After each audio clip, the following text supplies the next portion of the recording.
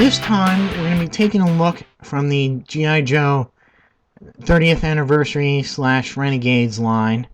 We're going to be taking a look at Seymour Sci-Fi Fine.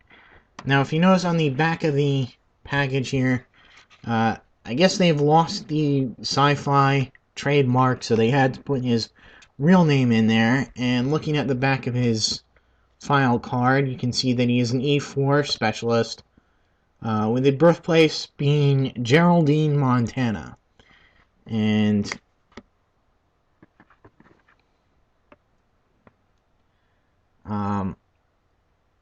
pretty much the same as his vintage card back file card,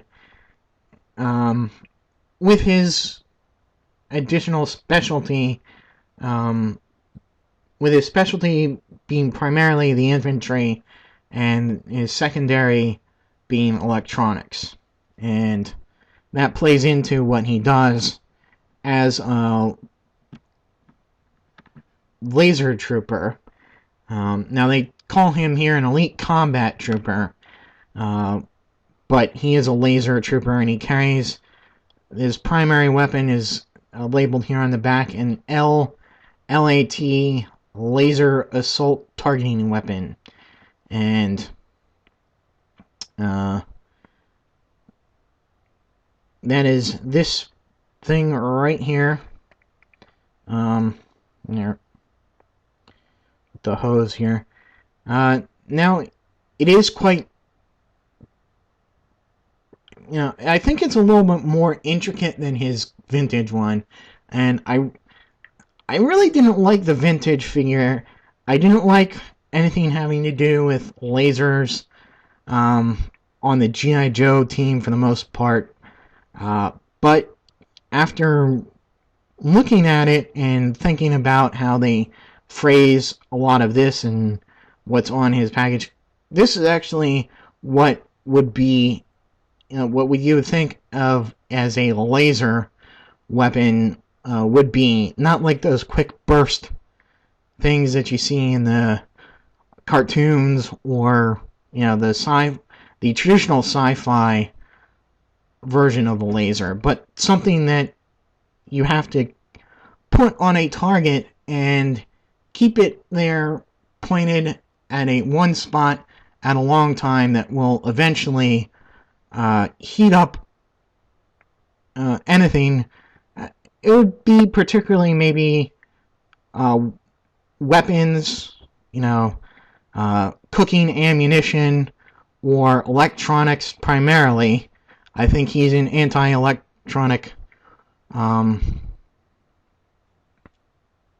guy, so that, if you needed to take out like a generator or something, he would use the weapon from a distance and keep it on that target until it fried the internal electronics, heating it up with the laser quite slowly, requiring him to have a very large amount of patience and skill to keep it right on that spot.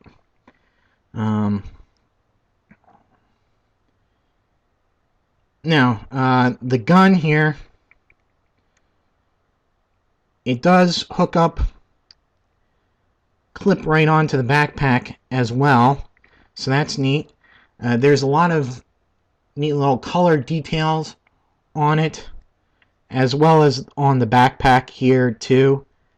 I like some of the electronic stuff coming off of his, I guess those might be extra battery packs. So let's take the backpack off here.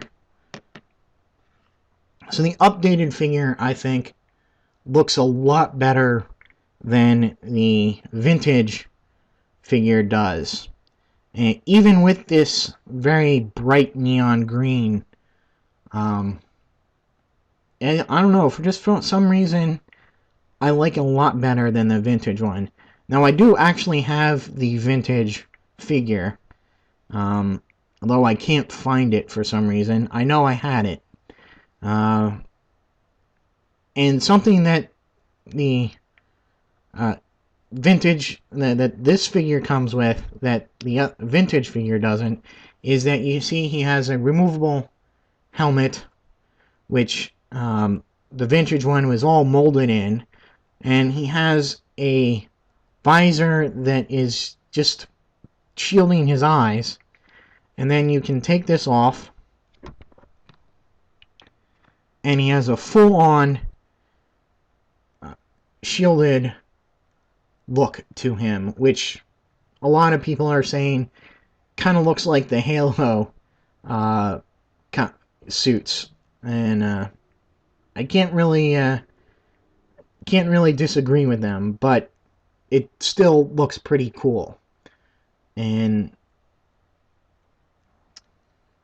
so let's go take a look at the articulation now. He does have a ball joint on the head, so he moves left and right. Not too much on... He doesn't, in fact, not at all forward and back. Because he is quite close. I guess that's better to keep his... when you're taking the helmets on and off. But, yeah. So, his arms do go all the way around. He rotates and bends at the elbows. He rotates at the wrists and bends forward and back when on the right hand and on the left hand too, which is not something you normally see. Normally you see the other hand go in and out, not forward and back the same way as the other hand. But he has upper torso articulation, forward and back, left and right, even a little side to side. And legs go forward, back, out to the side, double knee joints, feet go forward and back, and rotate. And that is it for Sci-Fi. And stay tuned for some more of this wave of the 30th anniversary / Renegade line. And until my next video, I'll see you.